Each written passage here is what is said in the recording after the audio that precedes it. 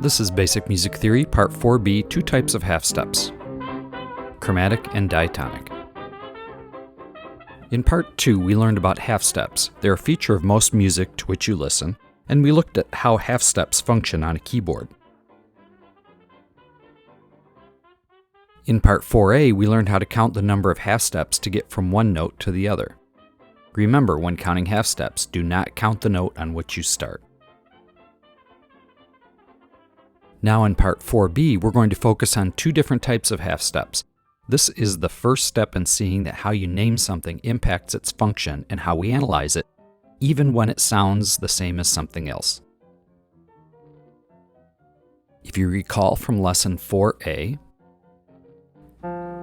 F to C, an interval of a fifth, sounds different than F to D, an interval of a sixth, and that one makes sense. F to C sharp, an interval of a fifth, sounds the same as F to D flat, an interval of a sixth. Now when we look at it on a keyboard, we can see why it sounds the same, but we need to start answering the question, why do we have to give things several different names?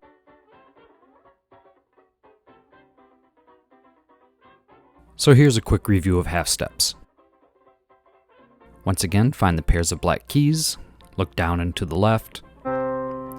Those are our C's. Fill in the scale alphabetically. Remember to look at the keyboard as a series of half steps. A half step is two keys next to each other with nothing in between. Sharps are a half step higher. And flats are a half step lower, regardless of whether or not you end up on a black key. We're now going to look at the same sounding interval two different ways. C to C sharp sounds the same as C to D flat. They sound the same, but they're classified two different ways. C to C sharp would be a chromatic half step.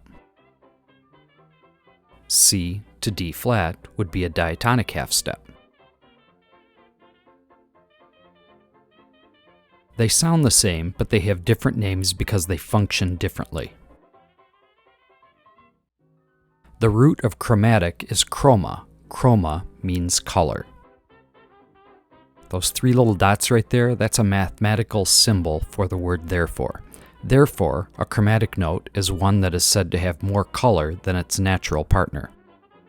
C to C sharp is a chromatic half step. See, it's a half step and they have the same letter name.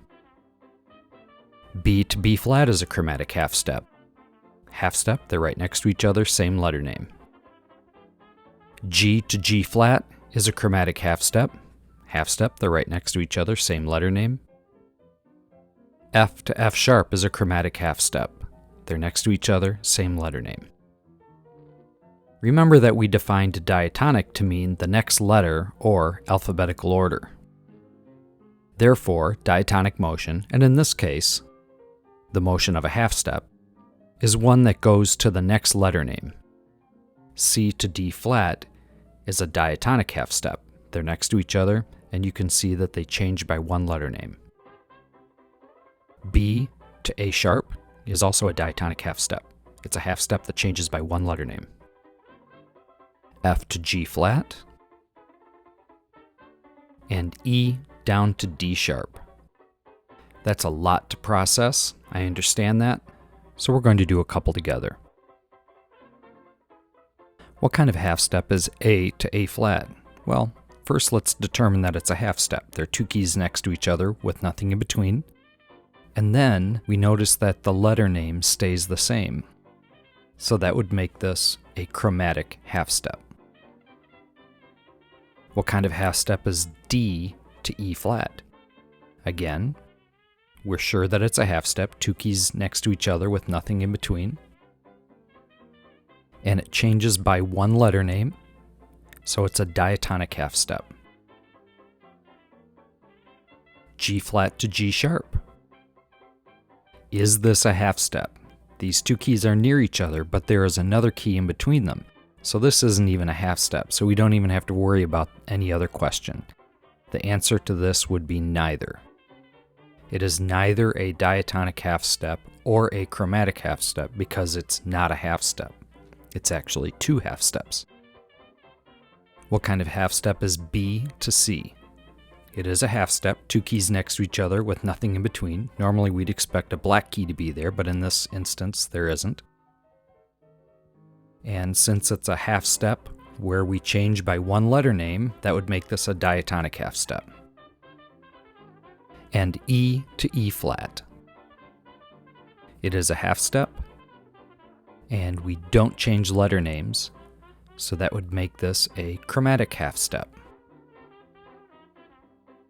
So in review, we have two different types of half steps. The first thing we do is make sure that we're working with a half step, two keys next to each other with nothing in between. If it's a half step and the letter stays the same, it's a chromatic half step. If the letter changes by one, that would make it a diatonic half step.